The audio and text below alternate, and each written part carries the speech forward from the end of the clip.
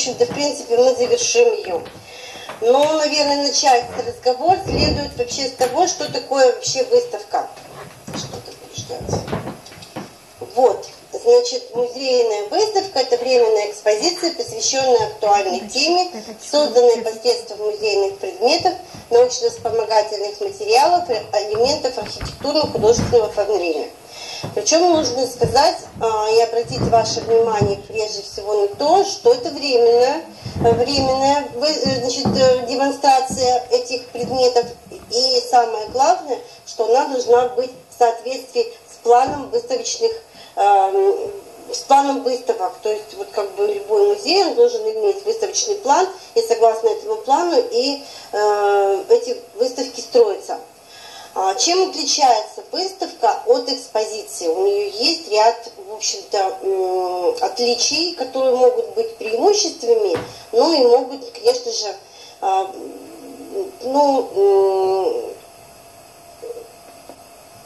эти отличия могут и иметь какую-то слабую, например, сторону, да, в отличие от экспозиции.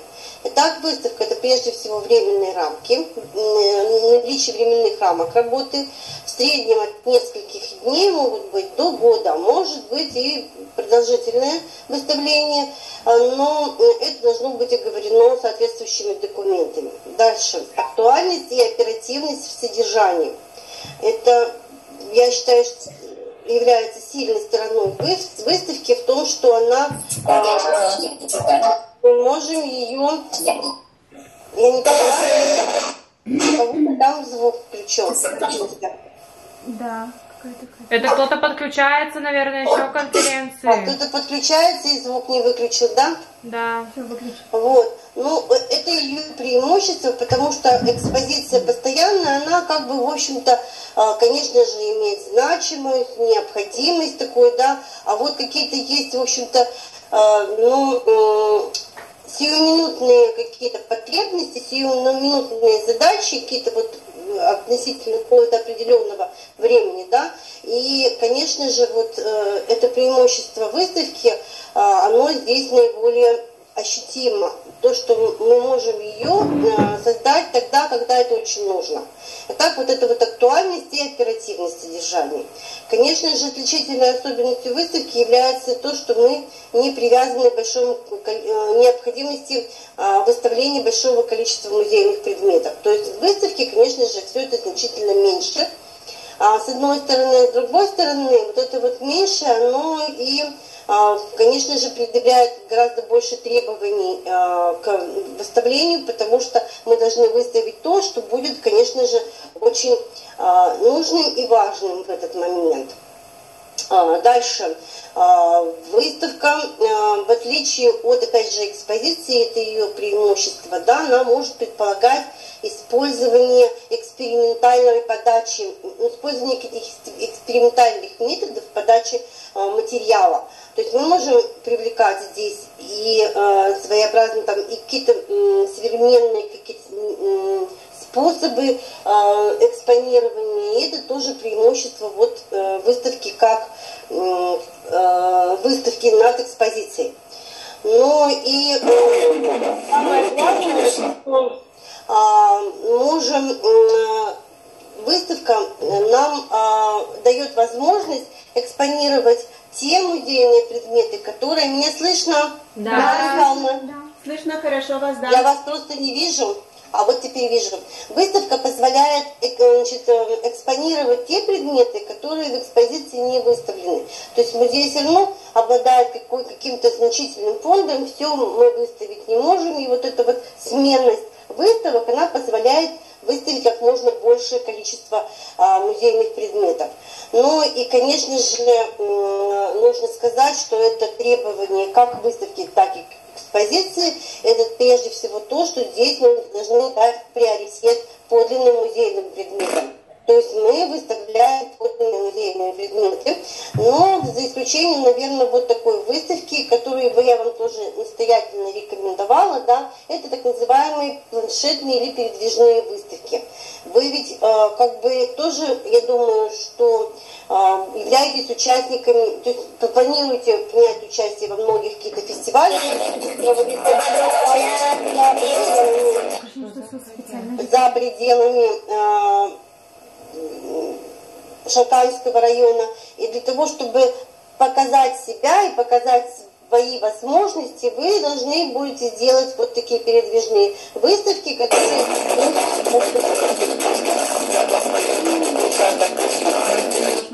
Сейчас я попробую остановить. А можно как-нибудь Запретите ей вообще эфир. Все, я и запретила. Хорошо. Закрыла. Сейчас я восстановлю. Такое чувство, как будто специально, да? Сейчас попробую. Ну вот, теперь у меня здесь проблема. Что-то мне не хочет экспонироваться. Мы видим у вас экран. Так, вот теперь видите, да? Пока нет. еще. Загружается. Вы видите нормальную Черный экран. демонстрационный вариант или этот? Мы черный экран видим пока. А? Черный экран. Черный экран. Сейчас я попробую сделать.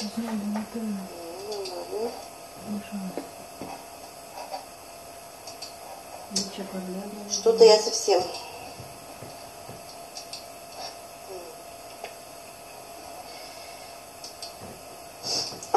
Так.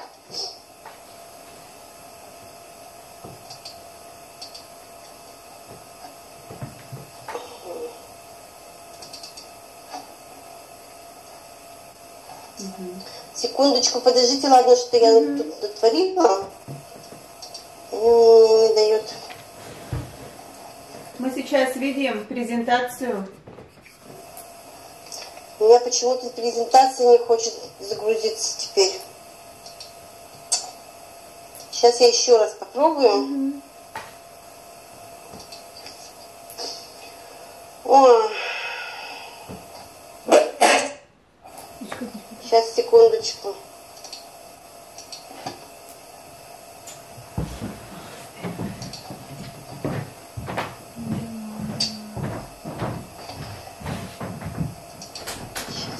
Так сделаем. Господи.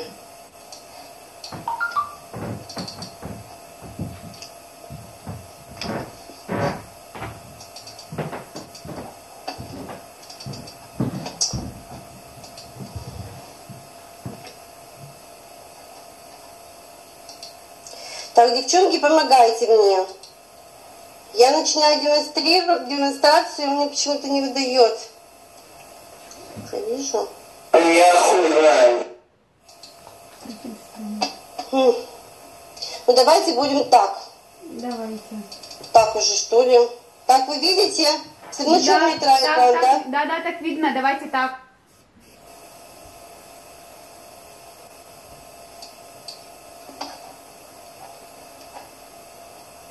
Так, скажите мне, пожалуйста, вы какой экран видите? Сейчас Сейчас меня? Да, сейчас вас видим. Сейчас я. А я, если включаю, значит, презентацию, вы ее какую видите? В каком варианте? Как слайды не полноэкранный режим, а режим редактирования. Слайды не полноэкранные, да? Да. Не запускается. Я запускаю презентацию, она у меня это... Нормально, мы видим хорошо ее, оставьте так. Да? Да, читаем, все видно. Сейчас я попробую поделиться. Ну вот давайте хотя бы в таком, да, ведь варианте. Ой, вот, мы говорили о том, что вот, что, конечно же, выделяет, отличает выставку от экспозиции, какие у нее есть преимущества. И когда мы с вами будем выбирать, то есть мы с вами поставлены в условия, нам нужно подготовить выставку. Значит, мы знаем примерно ее тематику, и, значит, нам нужно будет определить, какие существуют вообще типы выставок.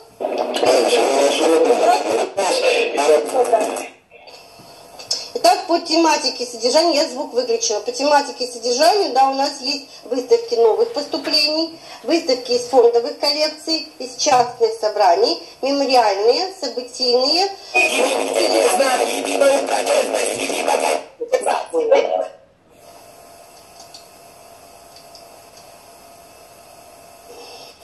Но вышло, да? Вышло. Я прошу прощения. Видно, да? Вас видно. Вот. Если говорить, что такое выставка новых поступлений, вот пришло нам новое поступление, мы ее показали.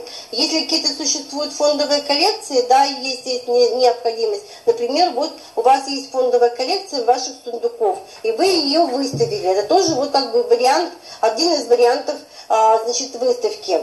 Мемориальные, связанные с каким-то конкретным человеком, событийные события, монографическая выставка, это, значит, такая крупноплановая выставка о каком-то событии крупном или о каком-то явлении. Если говорить по характеру экспозиционных материалов, у нас есть художественные, естественно-научные, литературные и фотовыставки.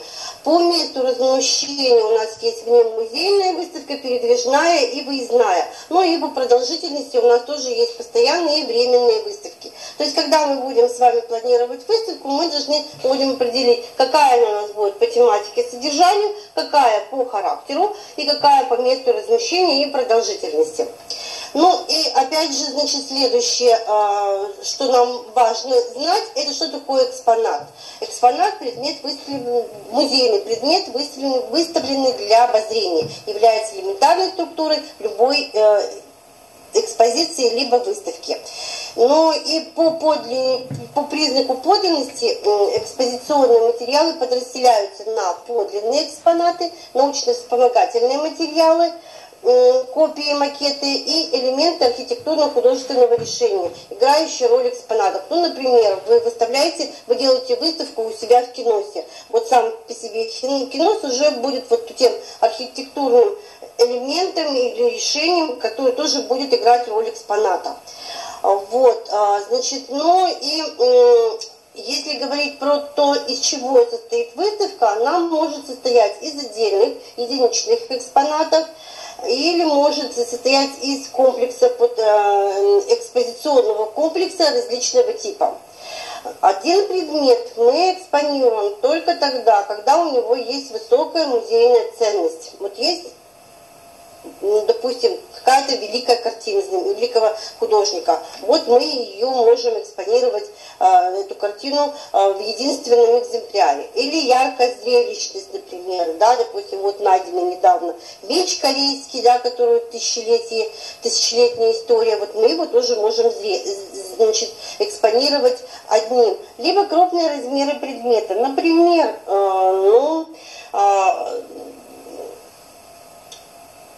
для вашего музея это что может быть?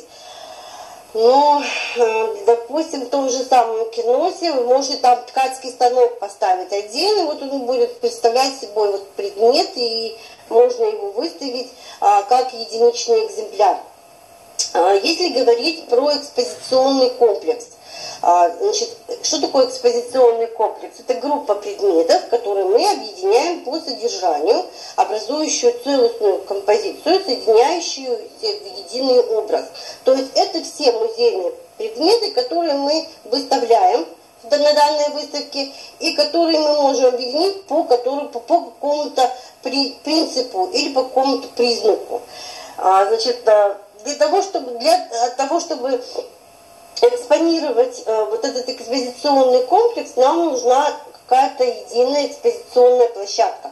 Это может быть витрина или группа витрин, это может быть стенд, это может быть подиум или другое экспозиционное оборудование. Таким образом, смотрите, экспозиционный комплекс – это группа предметов, которые мы выставляем, которые мы, значит, объединяем по какому-то признаку. Это может быть содержание, может быть принадлежность к одной коллекции, может быть принадлежность какому-то одному лицу.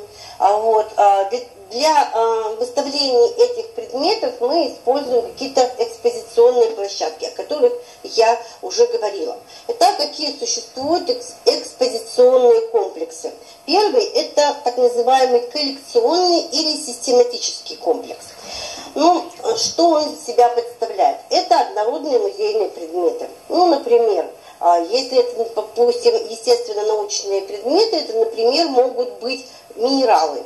Допустим, уральские минералы. Мы можем их выставить вот как единый экспозиционный комплекс. Если говорить для исторических музеев, значит, это, например, могут быть предметы, которые однотипные. Ну, например, выставка туисков, однотипные предметы. Вот мы можем их выставить, это будет наша выставка. Значит, да, это будет вот, при этом мы используем вот этот вот систематический экспозиционный комплекс. Ну, например, мы можем сделать... Жанна Михайловна, вы меня видите? Да. Не слышим и видим очень хорошо. Внимательно. Хорошо, ладно. То я общаюсь только со своей презентацией, мне сложно реагировать. Вот. Ну и... Значит, вот еще раз говорю, что, например, выставка оружия. Но в вашем случае я бы сделала, например, это предметы, связанные, например, ну, ложки, например, или туиски, или, допустим, крынки какие-то, или чугунки. То есть вот это вот одинаковые однотипные предметы выставленные, они вот, почему бы не быть такой выставки. Следующая выставка, о которой мы с вами говорили, экспозиционные комплексы, пришли к выводу вот на том разговоре, который был у нас в БГАФ, это, конечно же, ансамблевый экспозиционный комплекс. В нем воспроизводятся реальные связи и отношения между предметами в среде бытования. Примерами могут быть интерьер или фрагмент интерьера, значит, ансамбль или комплекс архитектурных сооружений. Причем для вас это может быть ансамблевая экспозиция как внутри, значит, вашего музея, да, вот в вашем помещении, где у нас будет там, где вы планируете, допустим, ту часть женской половины, либо, значит, собственно, большую залу, где можно, да, и я думаю, что ансамблевый комплекс внутри архитектурного сооружения, я имею в виду киноса, да, тут тоже возможно оформление вот ансамблевой выставки. Причем я бы, конечно же, на вашем месте подумала, вот какое помещение, какую часть у вас вы можете выделить под постройку выставки, вот где у вас будет непосредственно сама экспозиция, а я думаю, что вот эти вот два зала экспозиционных у вас уже четко вырисовались и видны, это вот женская половина и общая зала, да, а вот, собственно, сени и кино я бы оставила под места, где можно было бы формировать или строить вот эти вот выставки, которые были бы очень интересны для туристов. Конечно же, еще один очень важный комплекс, значит, тематический комплекс. Его составляют музейные предметы разных типов, но тематически объединены в какую-то целостную композицию для раскрытия содержания вопроса. Ну вот, например, я не знаю, вы можете подумать о том, какие тематические комплексы могут быть у вас, иметь место, да, для ваших выставок. Но вот мы в следующем году, например, хотим создать выставку, которая бы воспроизвела определенную картину или сюжет из пьесы Островского «Гроза». Здесь будут совершенно различные музейные предметы из разных разделов. Это будет и дерево, например, и мебель, да, и металл, это может быть и ткани, и мы их объединяем вот в общей теме. А эта тема будет, например, вот выставка, связанная с пьесой Островского «Гроза». Вот это отличительная особенность тематического экспозиционного комплекса. Значит, следующий тематический комплекс, мы еще его называем иллюстративным, он подразумевает прежде всего некие особые принципы использования экспозиционного ряда. Значит, вот есть некая тема, эта тема глубокая, в ней много сюжета, и эти сюжеты мы должны каким-то образом соединить. И объединение этих сюжетов мы должны объединить эти сюжеты, мы должны, во-первых, используя исторический принцип, то есть то, что это было в действительности, как это было в прошлом, и хронологической последовательности. То есть мы берем принцип историзма, это было так действительно, и это будет согласно от самого древнего к более позднему, вот некая хронологическая последовательность. Дальше здесь должна быть некая тематическая последовательность. Ну вот я вам сейчас раскрою некое свое видение выставки, которую я предполагаю сделать уже в октябре этого года. Будет посвящена она образованию Удмуртии.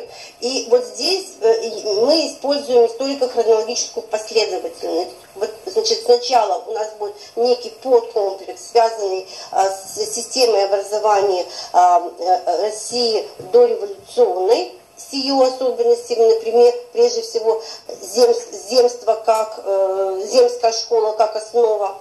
Дальше, значит, школа, которая формируется в эпоху революционных преобразований, какая она была, 20-е, 30-е, 40-е годы, и здесь используются те материалы, которые, значит, действительно отражают то, как была эта школа, да, при этом используя прежде всего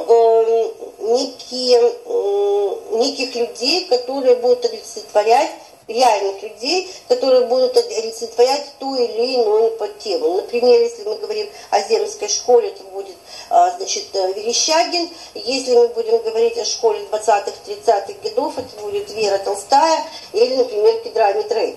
Вот это тематический метод. То есть мы должны будем понимать, что выставку мы можем разделить на несколько подтем. Эти подтемы связаны между собой с содержанием, они расположены в хронологической последовательности друг за другом, и они отражают реальную историческую действительность.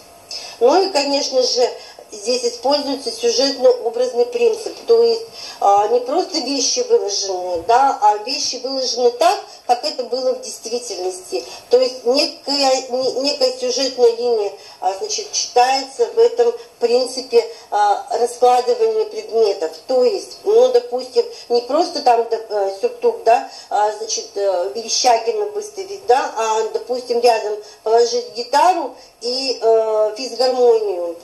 Дело в том, что Верещагин играл и на гитаре, и на физгармонии, а еще очень красиво рисовал, а еще и писал этнографические исследования. То есть вот раскрыть всю глубину личности самого Верещагина, а через него показать, каким было учительство в эпоху земских школ в России, это конец 19-го, начало 20 века.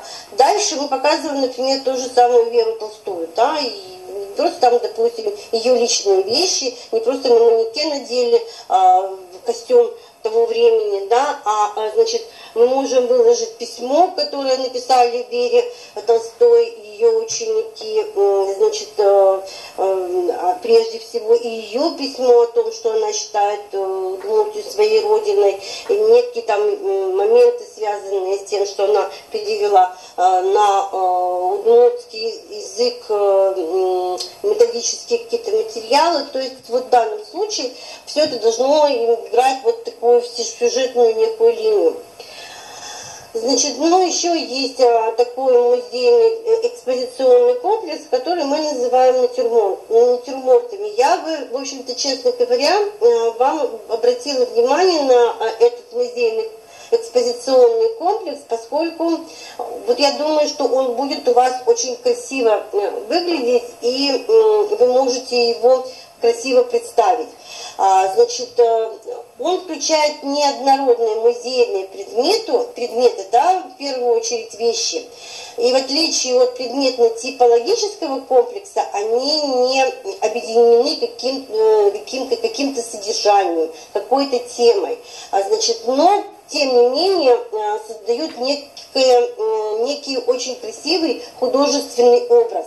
Ну, например, вот либо вещи, сделанные из дерева, либо вещи, сделанные из металла, которые вот вы отразили какой-то материальный мир удмуртского дома. Вот они не несут содержание, но тем не менее, вот как начало их выставки, музейный натюрморт, наверное, бы очень красиво играл. Вот обратите внимание, насколько, ну, как бы для вас это может быть интересно. Еще и есть экспозиционный комплекс, не знаю, насколько он для вас будет интересен, это мемориальный экспозиционный комплекс.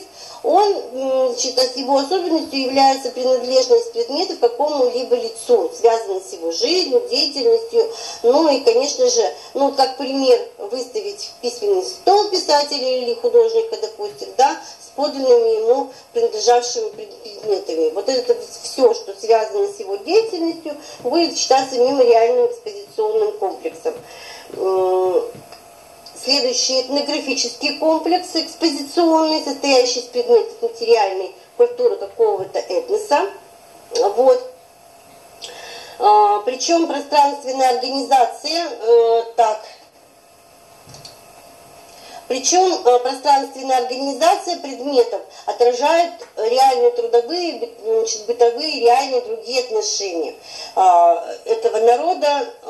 Вот в данном случае я думаю, что этот этнографический комплекс экспозиционный наиболее близок для того, чего вы собираетесь делать в своем музее, интерактивном музее удмуртской кухни. Потому что так или иначе, народная кухня все равно во многом, как говорит Юрий Александрович, она зависит от своего народа, от народа, определяется народом, но и определяет народ. И поэтому так или иначе все здесь будет взаимосвязано. Значит, ну, теперь вот, смотрите, у нас есть тема. Мы определились, какие у нас будут выставлены комплексы. Значит, что нам дальше делать? Значит, ну, во-первых, нам нужно будет оформить документацию. Значит, самая главная документация – это концепция выставки. Значит, мы определяем с вами тему, замысел, цели, задачи, ключевые идеи будущей выставки. Все это записываем в документ, который называется научная концепция выставки. Дальше мы определяем, мы должны на этом этапе, значит, сформировать состав экспонатов. Значит, составляем рабочий план комплектования, если мы понимаем, что наши фонды не позволяют раскрыть, то есть наши музейные предметы не позволяют раскрыть нам вот ту тему, ту нашу идею выставки, поэтому нам нужно будет где-то что-то взять. Мы должны будем с вами решить, где мы будем брать, что мы будем брать и на каком условии мы будем брать. Если нам чего-то не хватает, но это не нужно нам фонды, или мы этого не можем пока получить фонды, мы можем договориться о временном хранении, и это отдельная документация. Если же нам всего хватает, то в принципе мы можем взять лишь только те музейные предметы, которые есть у нас в музее. То есть мы анализируем свой фонд, составляем заявку хранителям, что нам нужно. В данном случае вы, значит, самостоятельно определяете, что вам надо и что вам не надо, и что вы бы хотели, а у вас нет, и вы должны это найти.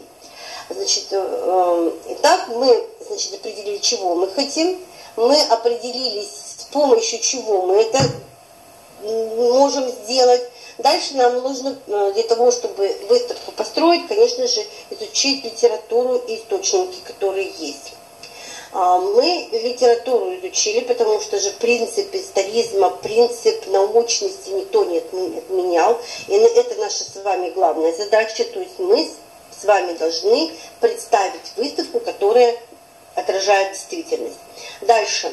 Мы продумываем экспозиционное пространство, то есть у нас вот есть некое пространство, некое помещение, в котором эта выставка будет построена. Мы должны продумать, как мы это пространство заполним, и подумаем, какие нам необходимы, какие нам нужны витрины, какие-то нужны подиумы, может мультимедийные какие-то ресурсы нам будут нужны. И после этого мы создаем экспозиционный образ, то есть мы рисуем будущую выставку в картинке. И параллельно с этим мы с вами формируем научную документацию. Значит, когда мы будем с вами создавать этот экспозиционный образ, мы должны понимать, и главным нашим принципом должен быть принцип «нельзя объять необъятное». То есть нам нужно взять минимальное или максимальное количество, минимальное количество предметов, которые могут выразить нашу идею. Мы должны привлечь литературу, архивные, опубликованные другие источники только по нашей теме. Не надо углубляться или расширять свои знания. Вот у нас есть четко определенная тема, и согласно этой теме мы с вами и эту литературу представляем. Дальше, изучая экспозиционное пространство, на котором будет представлена выставка, и продумывая возможности оборудования, мы тоже должны исходить из того, что мы не можем объять необъятное. Не надо допичкивать в это пространство много всего, много всяких возможностей, они, конечно же, есть.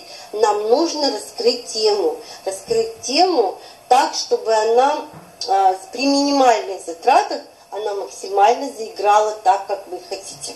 Вот это главные принципы построения. И вот главная задача начального этапа, конечно же, мы должны создать экспозиционный образ. Экспозиционный образ, он у нас будет в виде чертежа или рисунка. И, конечно же, это задача художника. Художник, оформитель, который получил от научного сотрудника количество предметов, он получил от научного сотрудника количество информации, которую необходимо включить. Он определил возможности визуальные и художественные возможности того пространства, которое отведено под выставку. Он соединяет все вот эти вот элементы и создает вот этот экспозиционный образ. Но это такая системная работа нескольких людей. Конечно же, научного сотрудника, который занимается этой выставкой, и, конечно же, художника, который это пространство видит и это пространство просто заполняет. Ну, значит, в это время, когда художник у нас создает образ, научный сотрудник у нас пишет, работает над научной концепцией выставки. Значит, ну, это проект будущей выставки, да, который излагает содержание, замысел, обоснование, экспозиционные художественные методы, приемы его достижения. Значит, научная концепция состоит из следующей структуры. Введение, то есть у нас есть вводная часть, где прописывается прежде всего актуальность. Почему мы остановили выбор вот на этой теме выставки, почему мы строим вот эту выставку. Дальше в основной части мы определяем цели, задачи, с помощью чего мы это решаем, значит, какие материалы привлекаем, какие анализируем, значит, те музейные предметы, которые у нас есть, чего нам не хватает, что нам нужно для этого дела, значит, ну и, как всегда, справочный аппарат и приложение. Ну и, значит, вот сценарная концепция, это тоже документ, который входит в концепцию. Мы его еще называем, значит, ТЭПом, или вот здесь названа расширенная тематическая структура экспозиции. Вот мы пишем вот такой документ, который состоит из таблицы со следующими колонками.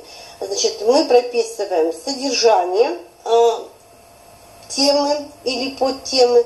Дальше у нас есть экспозиционные материалы, которые входят в этот комплекс экспозиционный. Дальше мы даем характеристику экспонату, подлинник это или научно-вспомогательные какие-то материалы. Размеры определяем, что крайне важно для художника, который будет строить образ выставки, ему нужно знать размеры, значит, этих музейных предметов. Ну и, конечно же, важно иметь номер музейного предмета и место, где этот предмет будет экспонироваться на выставке. То есть, значит, вот смотрите, у нас есть подтема знакомство с Японией. Дальше у нас есть экспозиционные материалы, то есть фотоальбом, почтовая карточка, открытое письмо. Мы знаем, то есть и художник тоже знает, что это подлинники. Значит, их размеры определены, и есть номера музейного предмета, да, которые, соответственно, у нас в фондах имеются, номер музейного предмета. И где этот предмет будет выставляться. Например, в витрине номер 1. Я бы еще здесь добавила, может быть, здесь витрина горизонтальная, если эта витрина будет вертикальная, то нужно будет написать витрина 1, полка 1. Витрина, например, 2, полка 2 в данном случае. Вот когда все это будет готово, все эти документы будут готовы, тогда мы, значит, уже пишем различные служебные записки, например, у нас, да, о выдаче До свидания. Продолжить. Алисвачина Варункарус. Но делаешь встречу, она всегда ограничивает времени. Я не очень люблю. Так, значит, я включаю запись, и мы продолжаем разговор, да, ведь? Да. Сейчас. Recording in progress. Так. Вот. Все, я теперь даже вас вижу.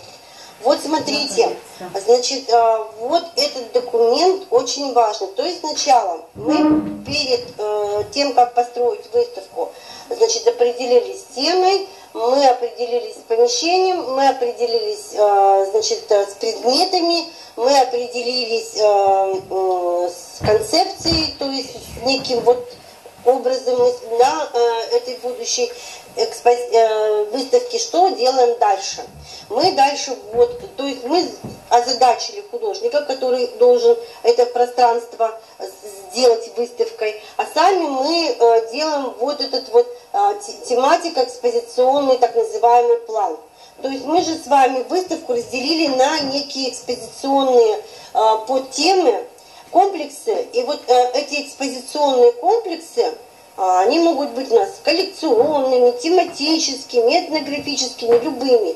Значит, мы оформляем вот таким образом. У нас есть комплекс, у нас у этого комплекса есть название. Например, ну, допустим, кухня удмуртов или, допустим, перепечи. У нас есть комплекс такой. Мы выписываем все музейные предметы, которые мы в этот комплекс включаем. Значит, каждому предмету относится строка. Значит, предмет мы записываем его состояние, то есть что это за предмет? Это подлинник или какая-то копия, или макет, или еще чего-то. Дальше мы определяем размер, это крайне важно, потому что художник, когда будет делать экспозиционный образ, он должен знать, какого размера этот предмет. Дальше, хранитель, который нам выдает, и, понимаете, это же очень сложно, то есть предмет находится на хранении у хранителя. И когда мы делаем выставку, мы запрашиваем у хранителя эти предметы, и хранитель нам эти предметы выдает на временное хранение. Мы эти предметы получаем, поэтому нам нужен иметь номер этого предмета, ну и там, где мы его будем размещать. То есть вот, допустим, если у нас этот экспозиционный комплекс, то есть этот набор предметов находится в витрине номер 1, так мы пишем витрину номер 1. Но мы должны четко определить, в витрине номер 1 он где, на какой полочке лежит, чтобы четко знать, мы, то есть музейный работник, научный сотрудник, который эту выставку делает, он несет ответственность за эти предметы, и он должен знать, где что у него лежит. Поэтому вот такая расширенная тематическая структура экспозиции или выставки крайне важный документ. Здесь все понятно, да? Да. Значит, дальше мы идем. Все у нас готово. Мы оформили документы. У нас художник создал образ выставки. Мы запросили у хранителей, нам выдали музейные предметы. И теперь мы должны эту выставку монтировать. Итак, каким образом мы ее делаем? Вот перед нами фотография выставочного зала. Значит, что делается в первую очередь? Конечно же, демонтируется все, что было от прошлой выставки. Должны остаться голые стены. Конечно же, в первую очередь монтируется то, что является, в общем-то, неважным на выставке. Да? Это может быть шторы, может быть освещение какое-то, полы, значит, какие-то, может быть, вносятся изменения, может быть, в цвет. То есть выставка готовится, то есть все помещение готовится к выставке. Дальше на этой выставке развешиваются вспомогательные какие-то объекты. Это могут быть планшеты, тексты, могут быть подиумы, вот эти вот витрины. Это все, что нужно для того, чтобы, значит, мы разместили музейные предметы. Дальше, значит, мы музейные предметы получили, и в первую очередь мы раскладываем крупногабаритные музейные предметы. Самые важные музейные предметы мы расставили, да? Значит, причем крайне важно, что делаем это мы вместе с хранителями.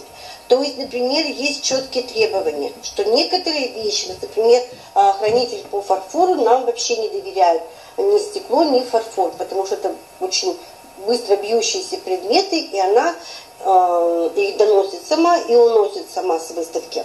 Вот. То есть хранитель нам эти предметы выдал, значит, разместил согласно вот этим требованиям, причем очень строгие требования, там, ну, в ходе такой, как бы сказать, нашего творчества мы можем придумать, что музейный предмет мы положили на музейный предмет. Ну, например, у нас есть фарфоровое блюдо, и на фарфоровое блюдо мы положили, допустим, восковую имитацию яблок, да, вот эти вот модельки яблок. Но на фарфоровую тарелку музейную мы не можем положить эти восковые яблоки. Под них мы должны, между ними мы должны положить некую проложку. Мы должны это понимать. Или, например, у нас есть музейная мебель, а на музейную мебель мы должны положить некие предметы. Например, светильник. И мы должны понимать, что под светильник мы должны положить проложку бумажную или тканевую, чтобы музейные предметы друг с другом не соприкасались. Вот это крайне важно. Дальше, например, если мы имеем дело с одеждой, мы должны понимать, что одежду так просто на плечики повесить мы не можем. Одежду мы должны поместить на манекен. И сделать это может только лишь хранитель, значит, ткани, значит, отдела тканей, да, или реставратор по ткани. Вот эти нюансы, значит, музейной работы, экспозиционной работы мы должны иметь в виду. Итак, сначала мы разместили необходимое оборудование, потом крупногабаритные музейные предметы, например, мебель, да, значит, и только потом мы раскладываем уже небольшие музейные предметы. И раскладываем мы их вот именно таким образом, чтобы они не соприкасались друг с другом. Это крайне важно. Значит, здесь все понятно. Дальше идем. Значит, я перепишу.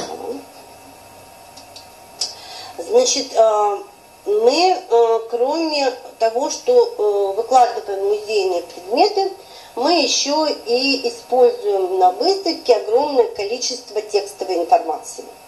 Значит, она может быть разная. То есть сами по себе зачастую музейные предметы, они молчащие. Конечно же, большую роль играет, допустим, экскурсовод, который рассказывает, значит, об этой выставке и заставляет, ну, как бы, он делится информацией, о чем эта выставка и что обозначают эти музейные предметы. Но если пришли одиночные посетители, как быть им? Конечно же, есть некие тексты, и мы ими пользуемся. Вот эти тексты, они как раз и играют роль того цемента, да, который связывает все эти музейные объекты вот в тот самый комплекс. Ну, вот какие есть так называемые тексты или вспомогательные информационные материалы. Это аннотация, это ведущий текст, это заглавный текст, это литературно-художественный текст, этикетка, указатель и аудиозапись.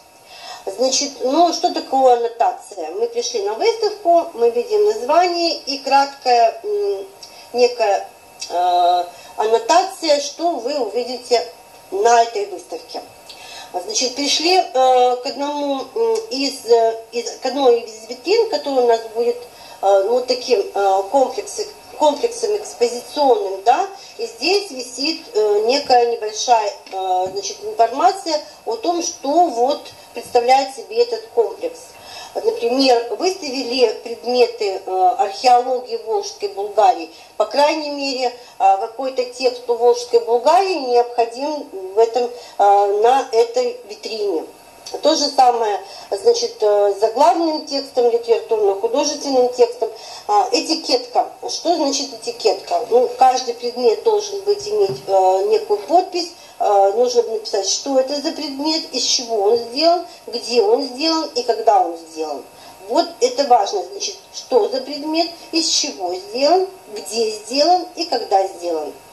Значит, ну и указатели все-таки у нас используются при формировании выставки, при строительстве выставки. Мы используем хронологическую или какую-то тематическую последовательность. И поэтому какой-то вот предположительный указатель направления движения посетителей, чтобы у них создавался целостный образ от выставки, все-таки необходим. Ну и сейчас в последнее время используются аудиозаписи очень часто используются аудиозаписи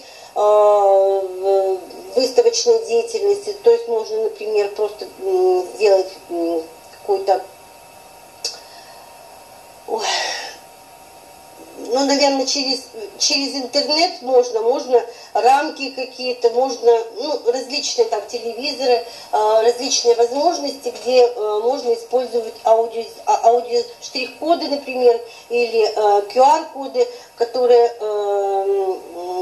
разместить на выставке и с помощью, то есть заменить ведущий, например, заглавный текст вот этой аудиозаписью. Конечно, сейчас в музейном пространстве очень часто используются мультимедийные технологии.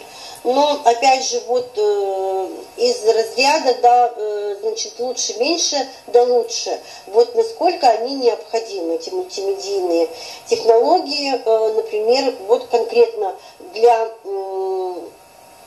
этнографических выставок, потому что, ну, если их использовать в качестве, допустим, некого реконструкционного материала, да, это не всегда будет отражать действительность, а принцип историзма, он все-таки наиболее важный, наверное, принцип. Поэтому уж лучше использовать вещи просто как вещь, а не домысливать о том, как она могла использоваться людьми. Поэтому, в общем, вот я бы к этим мультимедийным технологиям, конечно же, весьма осторожно относилась. Теперь очень важное при выставочной деятельности, конечно же, обеспечение сохранности экспонатов в процессе создания выставки. Конечно же, у нас есть смотрители, они отвечают за сохранность, значит, предметов. У нас есть ответственность за выставку, они тоже отвечают за сохранность. Значит, у нас, конечно же, на выставке должен быть обязательно психрометр, который будет определять температуру и влажность, потому что строго, значит, есть определенные температурный и режим хранения, и есть режим влажности хранения предметов. Но нужно сказать, что даже в ГОСТах записано о том, что очень многие музейные предметы из из различных групп хранения, да, это и металлы, и дерево, и фарфор, там, и ткани, они могут храниться, то есть выставляться только в стеклянных витринах.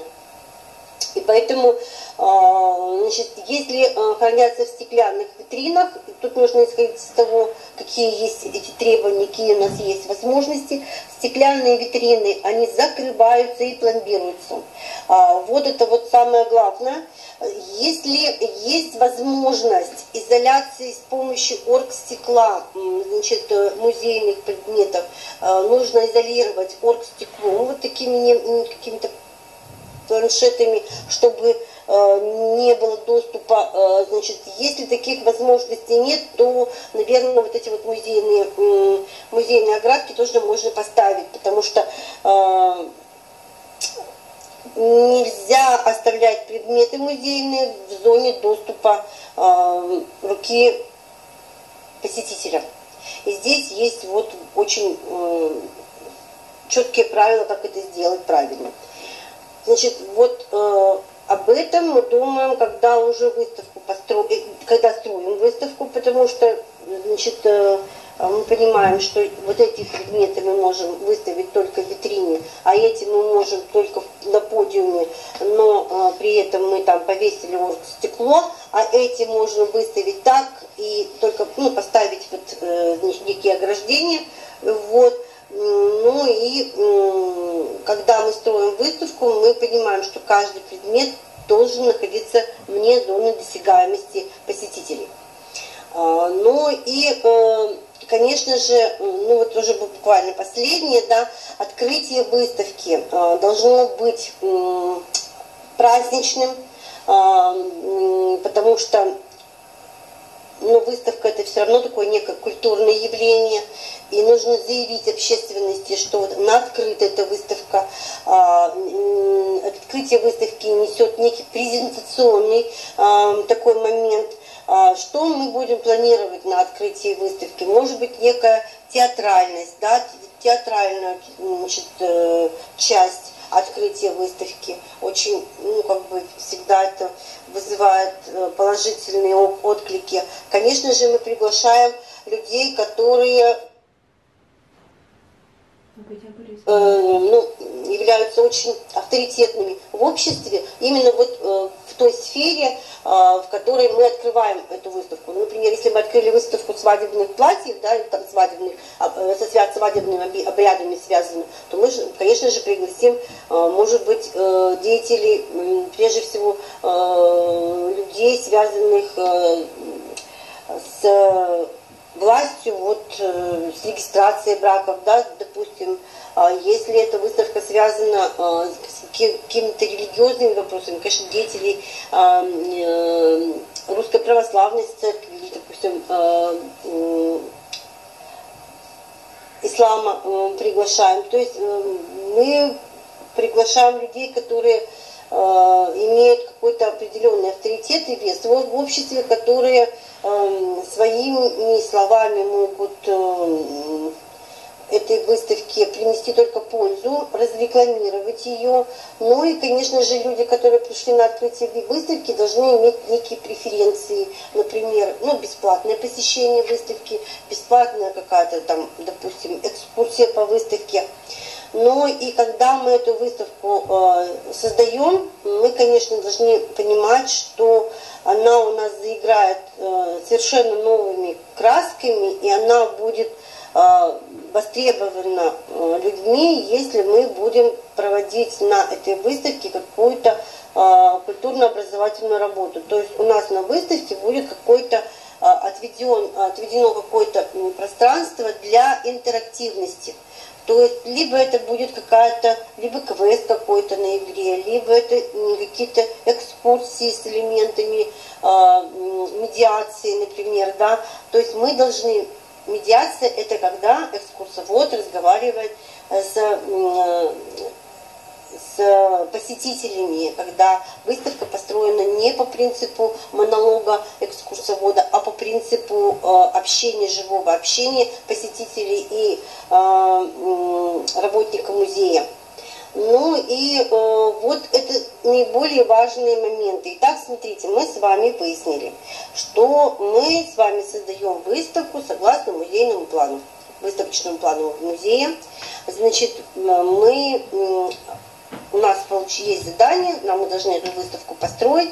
Мы для себя определили, какой будет эта выставка, по какому типу мы ее будем экспонировать. Значит, дальше мы проанализировали, какие у нас есть экспонаты. Если у нас их нет, мы их добираем, берем на временное хранение. Значит, дальше мы проанализировали существующую научную литературу по этой теме. Мы составили необходимую документацию. Самая главная документация – это первая концепция выставки, где мы прописываем все буквально от причин, почему мы эту выставку строим, и заканчивая прежде всего этим тематико-экспозиционным планом, где мы прописываем, значит, все комплексы выставочные и какие на этот выставочный комплекс мы получаем музейные предметы и как мы их классифицируем и где они у нас будут лежать. Это вот все у нас входит в концепцию, значит, выставки. Дальше мы выставку строим согласно тому образу или эскизу, который нам сделал художник. Делает он ее согласно тем документам, которые мы предоставили ему, и согласно тому помещению, где он эту выставку строит. Значит, образ у нас созданный. Согласно этому образу мы строим выставку относительно тех требований к хранению музейных предметов, которые у нас есть. Значит, мы эту выставку построили, мы создали все необходимые условия для того, чтобы на этой выставке музейные предметы хранились достойно. Мы их сохранили, потому что ответственность за музейные предметы на время выставки берет на себя научный сотрудник, не хранитель музея, научный сотрудник. Он взял на себя эту ответственность, он создал все условия для хранения этих музейных предметов, значит, он сохранил их. Вот согласно этому мы эту выставку построили. Мы ее не просто построили, мы ее торжественно открыли. Мы создали условия с деятелями музейной педагогики, чтобы на этой выставке, она не просто у нас была просто так, вот выставка сама по себе, а чтобы на этой выставке проходила какая-то интересная жизнь, значит, какие-то выставочные проекты, какие-то мероприятия, связанные со школьниками, должны понимать, а для кого мы эту выставку сделали. Если мы для школьников, то мы придумываем различные квесты, может быть, значит, какие-то интересные театрализованные какие-то представления. Если мы эту выставку сделали для взрослого, солидного потребителя, да, значит, то мы понимаем, что для него было бы, наверное, интересно пообщаться с музейным сотрудником, который эту выставку сделал. Для него, наверное, интересно будет какие-то встречи с интересными людьми, так или иначе связанными с тематикой выставки. Ну и, конечно же, все заканчивается, когда заканчивается время выставления выставки, и мы ее демонтируем. Значит, и здесь научный сотрудник, опять же, с хранителями, значит, все эти музейные предметы передает по этому списку, который у него есть, по этому ТЭПу, он передает ее хранителям. Так заканчивается выставка, когда он получает акт приема этих предметов от хранителей и подписывает их.